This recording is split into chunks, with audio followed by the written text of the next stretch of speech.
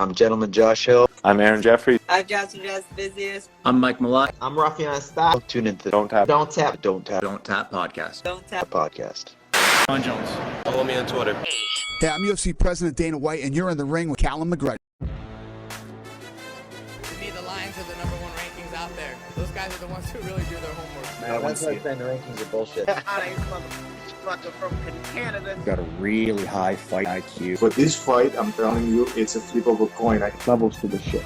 So many high-level guys. So, like, the line is crazy. Oh, there we go. Oh, no, we're good. See, he's a pro. Okay, Donttap podcast. This is a little bit of a hybrid early Dana White Contender Series. We just want to get some plays out more because there's a big homer, obviously, situation with Series City on the Dana White Contender Series this week. But I think there's a couple good spots here this week. I think we actually have a chance to make some money. It sort of feels also the way we're going to actually even parlay into the actual UFC card this weekend. It feels like a parlay card, man. There's a lot of favorites I don't think are going to be moved. I think they're going to win. So it's very interesting. But I think the strategy with Dana White Contender Series would be, if you can get a two-piece mixed in with just sniffing out where that upset is. Sniff out where that upset is and then hit that dog. Or just stay off that fight and try to avoid the landmine. Because there seems to be, a big upset every week or every other week, right? And at this level, this is what we see.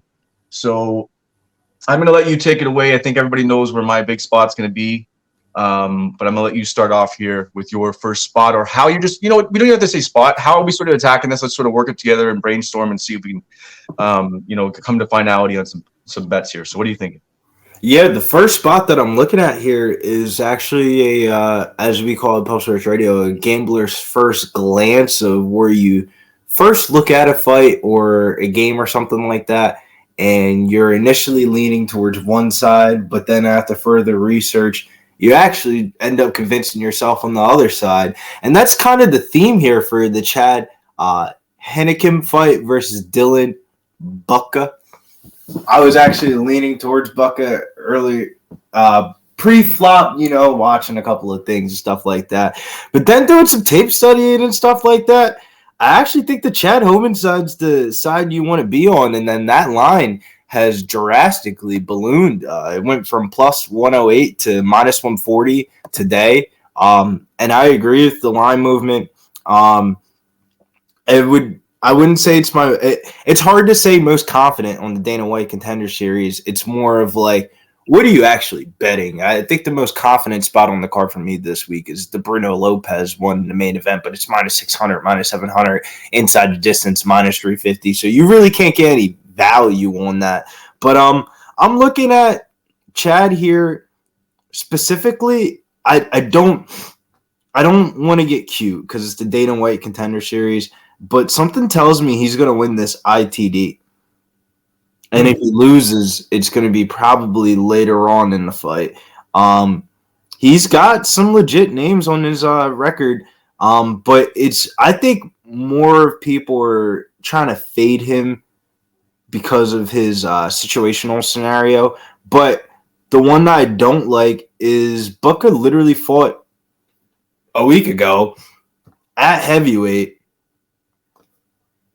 We fought a bum at heavyweight a week ago, then get a short notice call up from Dana White Contender Series, and then we're going to cut weight and try to win the fight. Granted, momentum's definitely in your favor if you just won a week ago. You're feeling good, riding off of good highs and stuff like that. But I wonder if we can get a consensus number on short notice opponents on the Dana White Contender Series and what their record is, because it's fucking horrible. I can't tell you the last. Yeah, I can't imagine it's a good number. You know what I mean? I don't even know if we have to check it. I think, honestly, that's just not a good number, and I think it's easy to just go on the other side of it. I like it, man, and it's something that I didn't see. Even though we did miss the line a little bit because he was sitting plus money. I mean, it can be had minus 130, minus 140, depending on what books you're looking at. Yeah, I don't hate it at all. It'll probably be something I sprinkle. It'll be more of just a tail. I'll probably look into that fight a little bit more now after we get off. That's not a fight that actually I highlighted myself, but I love it because you're bringing something else to the table that I will not. So that's sick, man. Any other spots? Is that a single you're looking at attacking it, either inside the distance or at money line? Yeah, you know the UFC is trying to push those South Africans. Yeah, that's the single spot that I'm looking at. And then the other one was Bruno Lopez as a potential money line parlay piece, and that leads off to you got to tell me, man, what's up with the Sadi versus Tavares fight, man? All right, here we go. Let's go. So, Series City, let's not talk about him first because I'm going to be the homer with him and whatever else. But let's talk about him first. Talk about Tavares him. Brings in that. I'll get into it. I'm going to get into all of it. So Tavares, he brings in the boxing. He's got that power and pressure, right? And when I interviewed City, he's aware of all of these things. A very cerebral fighter. He knows all about it. He's gonna Matador bull. Let the bull come in and let him play his game because City's not just a touch you guy and move around. He's got power. When he Matadors you better fucking be on defense because he's gonna land an elbow, a knee. So with Tavares, he's got to close that, basically break the pocket, and he's going to have to box and try to land that big shot. And that's what he's looking for, right? So if you're looking at it from a better standpoint, forget Cal's homer hat and everything else, the way that you would look at this fight is we got a guy with a puncher's chance versus a very well-rounded fighter who's been in the room since he was like 14 years old or 16 years old, in and around that age, with some of the top MMA fighters in Canada. So Elias Teodoro, that's the one big name, obviously rest in peace. If you look at Josh Hill, any of the guys that have been in the room running through Canada, it was the Tap Out Training Center before when he first went into it, turned into the Burlington Training Center as well too. So all of the main fighters in Southern Ontario all fight together. Niagara Top Team, he goes down there and trains down there with Jasmine Jasdavicius, Mike Malott. So the thing is, he's just so fucking good. He's that kid that, you had the room and you had that little lanky kid in the corner and he's just like, probably got thrown around, beaten up, and he just didn't go away. Right. And that's what all the pros have said. He just didn't go away. And now they're touting him as potentially, the guy for the division moving up. The kid is coming in. Well, he's got you can't say elite yet because he's got to get to that elite level, but he has elite level attributes is what I will say. So the way I like to describe Series City is this. He is calculated measure pressure. And Coach Prickett talked about it using his long-rangey approach. He's going to be able to actually run distance and still land in and out of the pocket really nice. He's going to be able to throw that front kick up the middle. He's not worried about takedowns. The takedown defense is fucking beautiful. For me, like, if this ever went awry, it's because of just a random banana peel slip type situation. That's how I'm looking at it. I love the way the market's looking at this because it did open up at minus 200. It now is dipping, around like the minus 180 mark, minus 185, minus 190, wherever the market is right now. I'm sort of looking, and I'm with it. Like minus 185, I think is the lowest you'll see.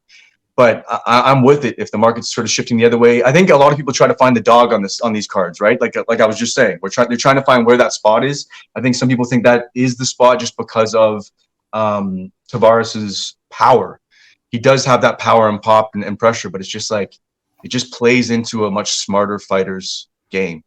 And City even said it. I was watching in an interview with I think it's the BFL promoter that actually is with him right now. He actually asked a lot better questions than I did when I talked to him, and he asked him specifically. He goes, like, where are you willing to take this? And he's talking about where he's willing to take this to the ground if he has to.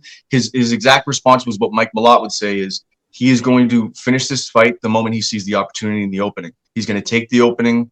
He wants to make short work of this. He wants to make it the easiest path to the W. He wants that contract. He's not playing around. So as much as I can be a fan of him, I'm more like his style and his game. It really is high level. And if you ask anybody around here, they know a lot about it. So I'm pretty happy that the line moved against him a little bit for Tavares because, I'm sure he's got some, backing in the regional scene where he is, but it's one guy has more tricks than the other, and I just don't see a situation where, like, a lot of people are even talking about distance. I listen to some podcasts. I just don't see a distance play here.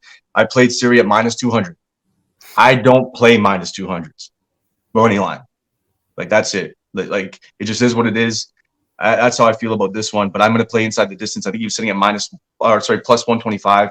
I think it would be a second or third round knockout. I think from just watching it from a tape perspective, it feels like Tavares is going to come out hot for the first 2.5 minutes. So halfway through the first round, we're going to start seeing him tend to fade out. as long as he doesn't land a big shot on Sadi. How's Sadi's chin? Because that's really the question. If he has a good chin, he wins this fight pretty easily. But that chin will be tested halfway through that first round, and then we'll see. We'll see. I don't know, man. He's hard to find. That's the only thing. I'm not saying he can't find him because it is at another level, and that's what City was even saying. Testing himself at this level is going to be the thing. To say that I've ever seen him really get big time cracked, there's not really a time where he's been big time cracked, but like he's in sparring hard and heavy all the time too. And I know sparring is sparring, but I mean, I'm sure the guy can take a punch. I'm not really worried as much about that. And then I just don't think he finds him. That's the only thing. I know what you got to like adjust that and find every angle. I just don't know if he's going to be able to find him, man. The one thing I know about Tavares for this fight specifically is he's going to show up for the first 5 minutes and he's going to give a good shot of it. And if fights were graded by explosiveness and twitchness, I'd probably lean Tavares, but that's not what an MMA fight is. An MMA fight is everything included. So that's why I kind of lean towards the CD side, and I really want to parlay him up. You're giving him the stamp of approval, and I'm going to ride with you on this one. Hopefully we can ride this little two-leg of Sadi and Lopez and cash some tickets. But my thing is, I think it's a second or a third round finish. Yeah, no, I can see that because that sort of plays into the cerebral thought where City will actually play sort of a distance game, get him to sort of blow his load, let him run at him and throw some big punches, step off to the side, create angles, maybe even land his own shots. I mean, he's craftier. And yeah, no, I get you have to sort of break down and look at the explosiveness. It's funny. That's even, you're using words right out of City's mouth. I don't know if you actually got a chance to see the interview, but he mentions about the fast twitch. He mentions about the explosive opponent he's facing. He's just a very aware kid who just, I say kid, he's a man now, but just the fact that he's been studying this for so long is just very interesting to me. And I as a fan, fucking don't want a banana peel situation to happen because I want to see him crack into the big show because the kid deserves it. He's been working so hard and he is at that level. So a prop here for this fight specifically because the more and more that you're talking about the fight, if you really look into it, man, some of those lines on those round props, you can get round 3, 10-1 odds, and there's something about that 10-1 is a big enough number to just sprinkle it, but it's also a sure enough number where the bookies are respecting the third round because a third round is usually higher than 10-1, but you'll get like the 10-1 third round reminds me of the Shavkat line in his last fight against Jeff Neal. It's just like those round 3 10-1s just stand out to me. Would you think it's round 3, or do you think this dude's just gonna gas after round 1 and it's round 2? One thing I will say is it's Dana White Contender Series. That is where it's going to get tricky because you can say you can look at the past fights and gauge where these guys are going to go. I think City has a greater chance to run a game plan, a more calculated game plan that you would see that would match what he's done in the past. Versus, we got to see how Tavares comes out. If he does sort of blow his load early, he may just get finished early. But at the same time, that I do like that late finish. I think second or third round is where I was looking at it. So those are sprinkles. If you've already been on the money line, probably not a bad way to do it. Yeah, no, that was just the way I was looking at it. And then also I know he isn't a submission guy at all whatsoever. It's just I wouldn't say that he's got good grappling. He just hasn't needed to use it. That's the thing about him. Style. He doesn't have enough. Yeah. This seems like a spot where he should wrestle, mix in a takedown or two, and maybe this is the spot where if the opportunity presents itself, he will take his neck. So he's not messing around. He wants that contract. That's it. He doesn't need a knockout. He wants a finish. Sadi plus 800 by submission. ITD prop is plus 125. I kind of want to stay off the ITD prop. I think the bookies are telling me that he's going to win by knockout or decision, but if he knocks dude out, I think it's more of a nutrition of volume and dude's just gas. Like you ever see people, we see this every week. There's that one fighter that goes into pure fight or flight mode and they start zombie, and last week was Reese McKee. It looked like, oh my goodness, this dude's about to get finished like 3 different times, and then he ends up just losing a unanimous decision or something like that. Yeah. I think that could be in the cards for Sadi. Him win at 30-27 and still get the contract. Yeah, who knows? For me, like I said, the money line, the main play for me, and then I parlayed him up. I went the other route, and I'll sort of highlight this quickly and then let you talk about it if you want to.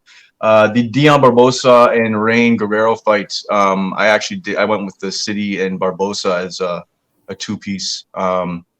I just think there's a levels thing. If you look at strength of schedule between these two, it's not even the same conversation. Rain has fought pretty much people with some of the worst records I've ever seen. 8-11, 1-0. Like, this is 2 fights ago. 3-0. She beat a girl who was 1-1. And I know that she's sort of coming in here to. I don't know. Was she a short notice? Is that what it was? Guerrero. Yeah. Even still, it doesn't matter. The schedule is just not even close to the same. And then if you go on the other side of it, I mean, you have Dion, who's fought and lost to, but valuable rounds against like a Jenna Bishop. You have a girl who's fought the higher pedigree.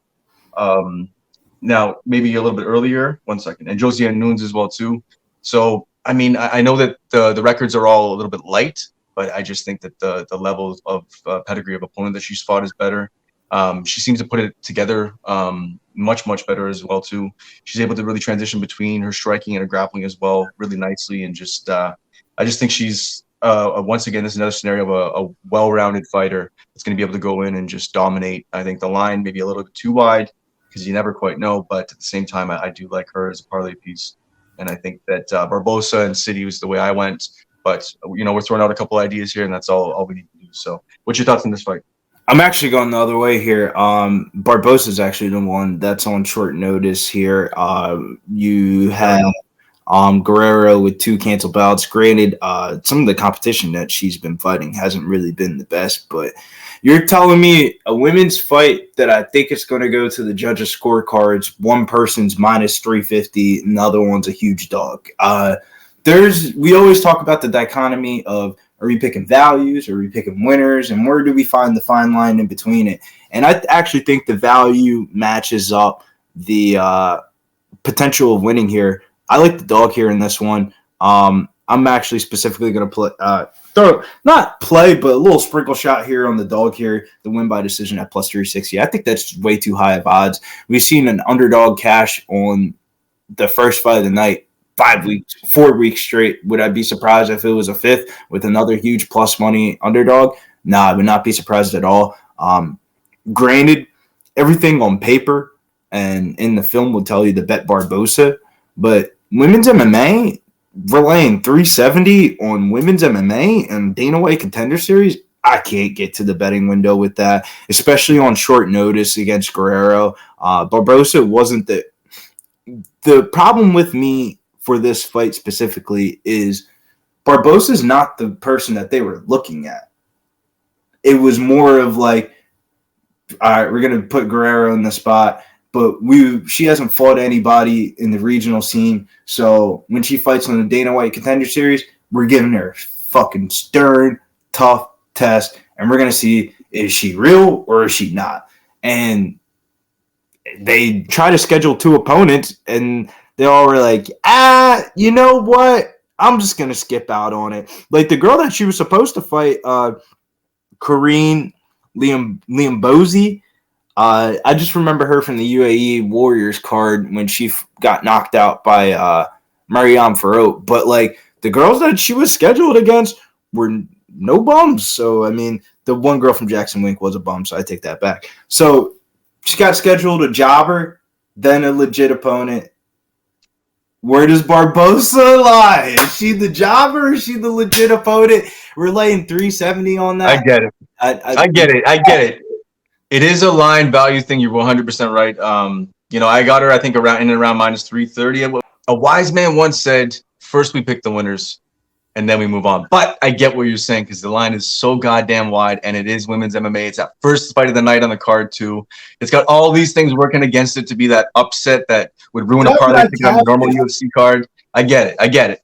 It's a price play because when I capped it and I first looked at it or whatever, I always cap the fights, then look at the lines. I had Barbosa as a minus 225, 250 favorite, and then I saw 350, 400. I was like, yo, what the fuck kind of economy are we living in? Granted, like, if we're doing, this is like we always talk about, if we're doing Tapology predictions, Yeah, I'll probably slide the Bubba's side. But from a money, where I want to put my money and lay it down on, I'm gonna have to go dog, man. I just don't see why you wouldn't ride with the Sadi and Lopez. I think the Lopez Ribeiro fight is probably the biggest discrepancy in talent that I've seen on the Dana White Contender Series this whole entire year. I think that's a huge levels fight. Granted, dudes fought some decent guys on the regional scene and all that, but Bruno Lopez, yeah, we're paying the LFA tax for it, but that dude's fucking legit. I think he finishes him in the first round. But so basically what you're saying is you see it at about minus 220. You're looking at it, it's probably about minus 350 in most books right now. And what you're saying is the difference between that line and that line, it's that pace and pressure. Maybe she knocks her out. Maybe she wins a sketchy decision, and that line gap, that value is worth it. So basically Billy's saying the line's off, and when it is lower level, and I'm not saying lower level in a disrespect way, it's just their entry level into the UFC, especially because it's Dana White Contender Series. People fight differently, so you never quite know how things will go. So when you have a big dog like that, sometimes it's worth a little bit of a sprinkle. And no, I see what you're saying. See the value on that. Yeah, and the one thing I always say about Texas fighters are, like, granted, like, some of their regional scene fights some of their regional scene records are kind of dog shit, but they're scrappy as fuck. They're scrappy as fuck. That's exactly what I was going to say. And she's coming out of the War Training Center, featuring fighters like Trevin Giles, Anthony Ivy, Rakeem Cleveland over there in Bellator and stuff like that. So, I mean, like, Zachary Reese was actually one of their fighters of recent that was on the Dana White Contender Series. Was that last week or the week before? Zachary Reese was on the Contender Series. Co-main event, was getting fucked up in the beginning off of his back and submitting the dude. I don't really care about what camp you come from, but it is nice to know what are you doing in the training room, because it's not like basketball or football where, like, all these football and basketball players have social media. Like, I can follow them on Instagram or Twitter, and they damn near play every day or every week. So I'm pretty updated on what their training situations are like or what their livelihood is like.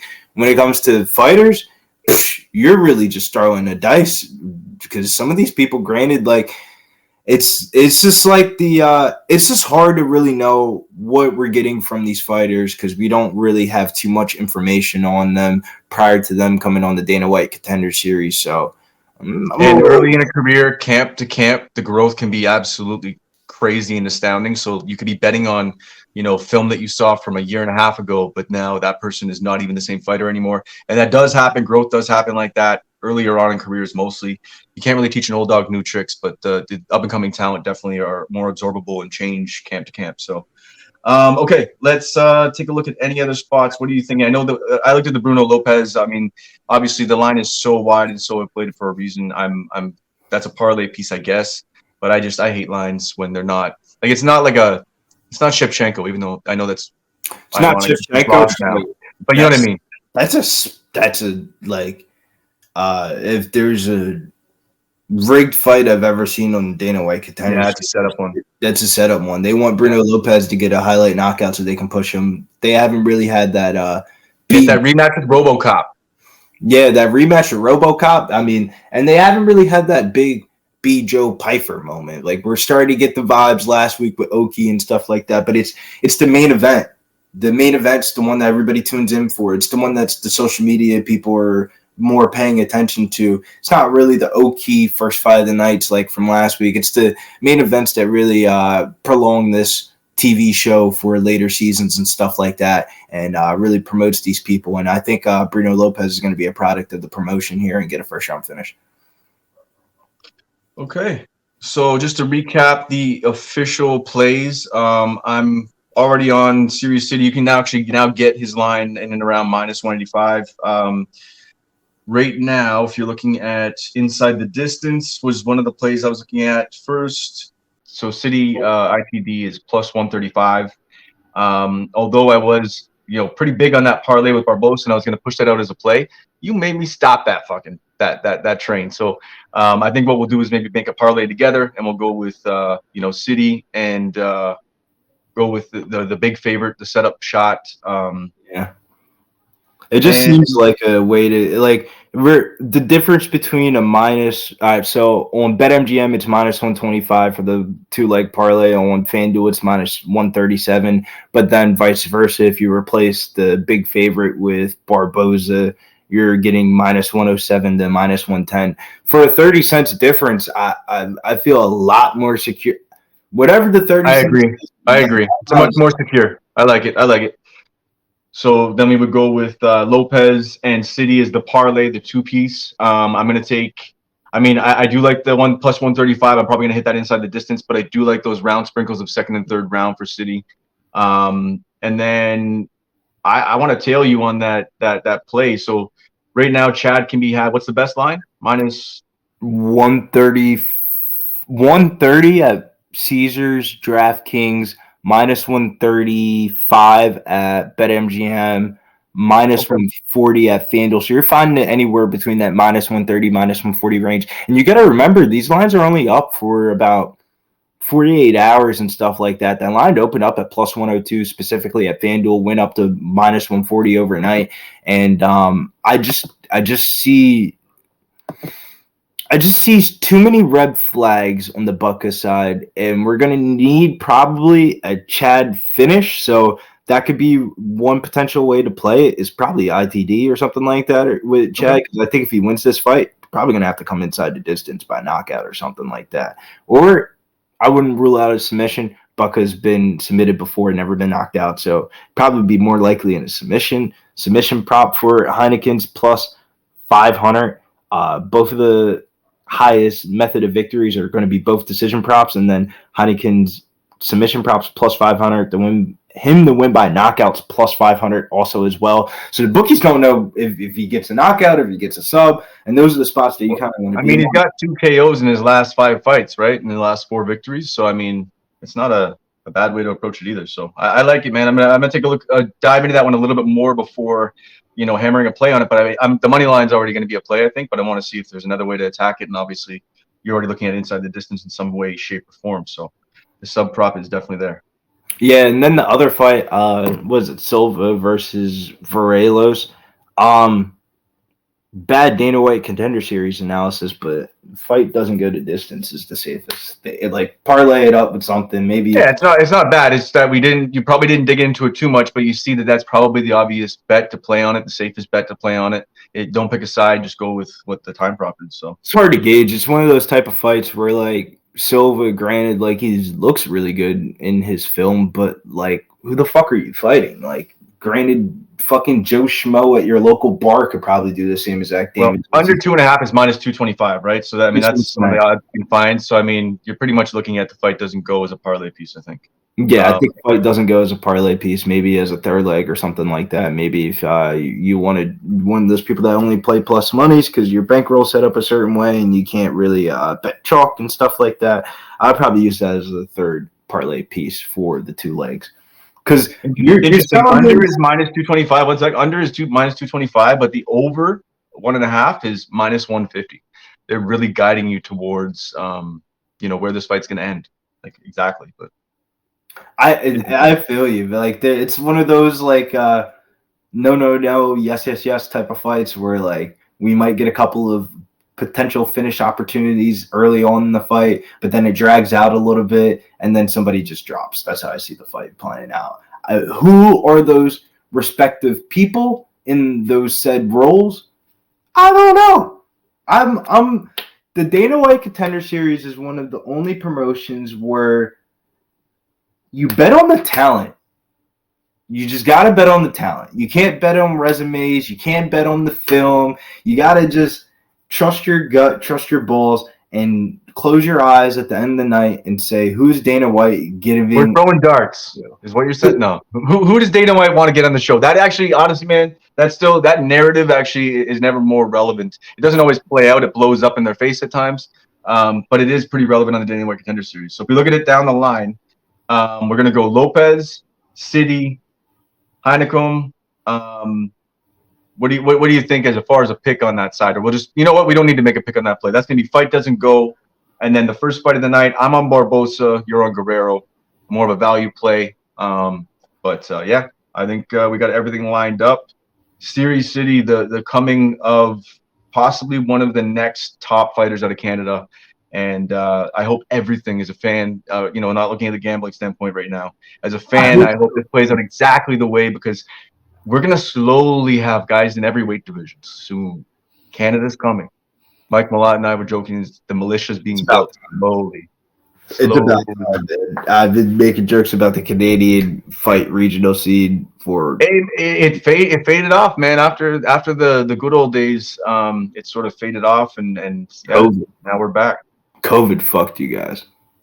Well, I mean, it was long before that. The scene sort of faded off a little bit. There was a lot of commission thing. I think there was a lot of problems that people had in Canada, fighting in Canada, and it was just gyms didn't really develop the way they needed to. But now, holy shit, Southern Ontario, right where I'm living, is a hotbed, and I am happy to be here. So, all right, brother. I think we've hit every note. I think, as far as, we didn't dig into tape on every fight, tooth and nail. The ones that we talked more about, those are the ones we dug into. What were you going to say? I wanted to add one more nugget before we leave. This is for the first fight of the night specifically, because I knew there was something that was missing about the reason why I was really on the dog. The opponent that Guerrero was originally supposed to fight literally withdrew from her Dana White Contender Series fight, because you know how for every fight you have to take the pre-blood test and stuff like that? They found out that her opponent was 3 months pregnant. And then they called up Barboza and say, yo, you want to take this spot? And she's down to minus 350. That's a new one. I've never heard of that one. Pulled out a fight due to pregnancy. Crazy, though, man. To find out that is 3 months. I'm happy she didn't get into the cage. That would have been horrible.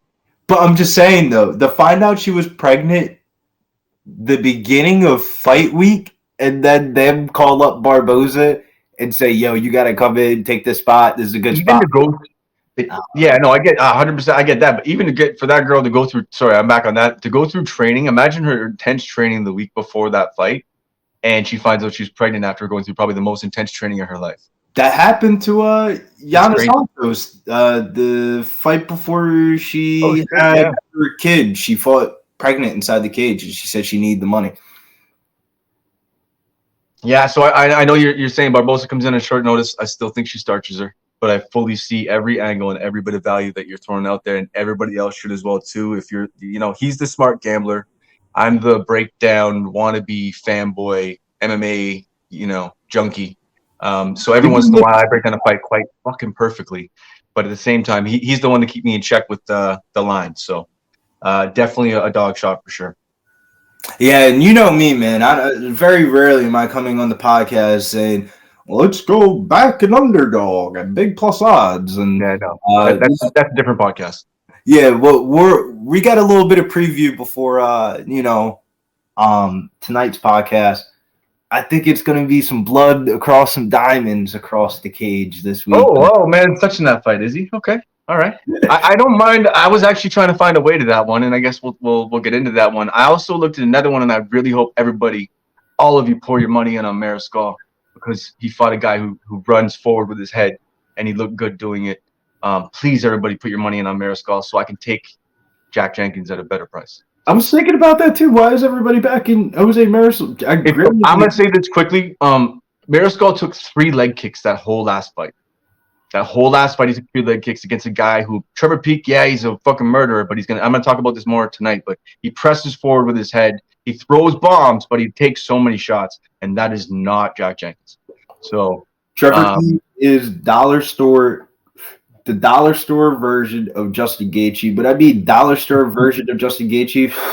They're paying Justin Gaethje probably $80,000 per fight, and they're paying Trevor Peek $10,000 per fight, and they're getting the same reaction from the fans. So 3 leg kicks is all he absorbed in that fight. So I mean, he's about to. That's not what he's going to absorb in this fight. It's a leg kick heavy game from Jack Jenkins, and he's taken out so many guys with that. So it's very, very interesting. I was actually going to talk myself off that line because everybody was all on Mariscal, but we'll save that for later. We will be shooting the Donttap podcast for the UFC Australia card later in the day today. So that will likely be up the following day, but you'll get Dana White Contender Series as I'm talking right now on the same day, and you don't need to hear how we're recording things. So I'm just going to shut up and move on from there. Tune into the Donttap podcast.